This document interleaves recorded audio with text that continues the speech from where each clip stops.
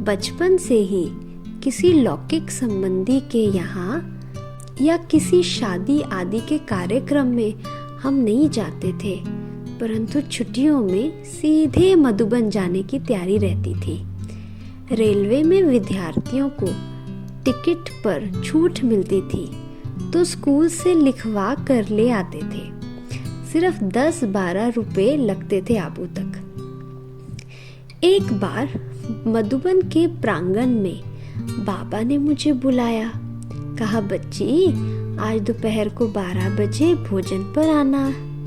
हम खुशी खुशी से माताजी के पास कमरे में गए और बताया, आज बाबा ने 12 बजे बुलाया है।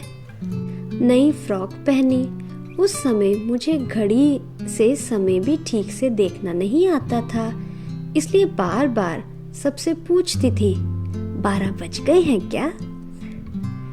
इतनी रूहानी आकर्षण था बाबा में जो छोटे बच्चों को भी खींच होती थी। आखिर 12 बजे और हम बाबा के पास पहुंच गई। बाबा पटले पर बैठ भोजन करते थे। बाबा ने मुझे बड़े प्यार से अपने पास बिठाया और भोजन की थाली परोसवाई। उसमें सब्जी थी करेले की, जो मुझे बिल्कुल भी पसंद नहीं थी, परंतु इतनी समझ थी कि बाबा के पास से उठकर भागना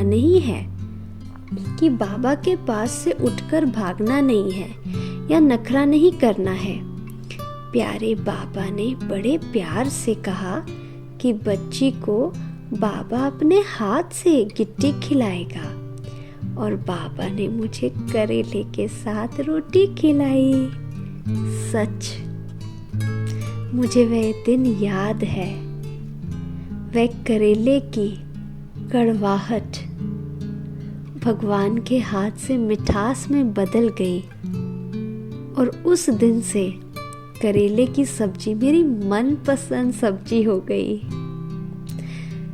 कभी 15 दिन, कभी महीने भर मधुबन में रहने के पश्चात जिस दिन लौकिक घर लौटना होता था तो मन को अच्छा नहीं लगता था, इसलिए हम कहीं भी छिप जाते थे।